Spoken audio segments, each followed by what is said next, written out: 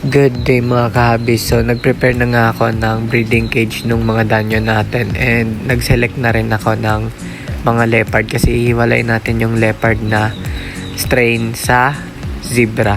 So ayan. Ito nga pala yung mga leopard strain natin. So nilagay ko na doon sila sa breeding cage kahapon kasi kahapon tayo nag-breed.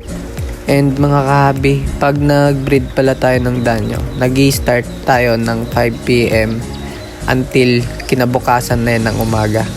So, pwede nyo na siyang tanggalin pag nakita nyo hindi na naghahabulan yung male tsaka female. Minsan kasi, umaabot yan hanggang 12 ng afternoon. So, tips lang no, pag nag-i-spawn pa yung isda, hayaan nyo lang muna para marami yung may spawn nila.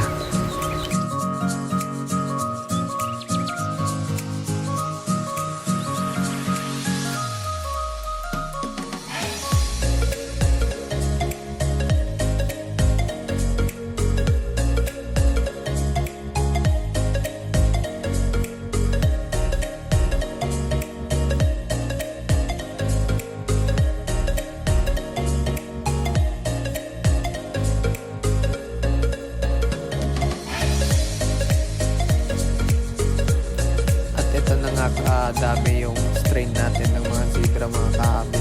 Sobrang dami. Diba yun? At mga kahabi, no, huwag niyong kakalimutan yung aquatic plant ilagay.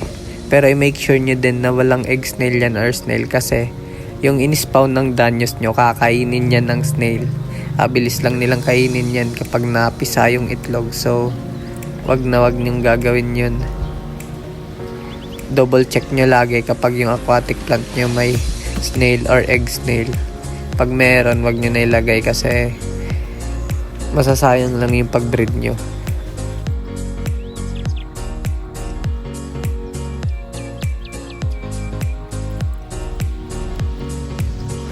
So ba nang curious kayo ba't nilagyan kayo ng takip? Yung danyo ko kasi is mahilig tumalon and kapag sila nakatalon doon, uubusin nila yung na-spawn na itlog sa baba niyan for sure. So ito na nga, chinek ko yung ulam namin. De, joke lang. So ito na nga, kinamagahan. Ito na yung danyo natin. Check na natin kung nag-spawn sila ng itlog. Yan. So okay naman sila. Feeling ko may butas tong lagayin natin pero mag-add water lang tayo ng paunti-unti dyan. Hindi natin yan masyadong aalugin yung tubig para hindi rin matay yung itlog. So ito na nga yung itlog ng danyo, yung makikita na dyan na parang kulay puti na bilog-bilog yan sa gilid ng bato. Yan na po yung itlog ng danyo. So successful naman po. Waiting na lang tayo ng mga 3 to 7 days to hatch yung mga itlog na yan. So, gusto ko lang salamat kay Ma'am and Sir na nag-avail ng aquatic plants natin, molly, tsaka danyo fish. Na kahit bumabagyo is pumunta pa rin sila para bumili lang. Sobrang solid. So, yun lang muna guys sa ngayon. Paalam!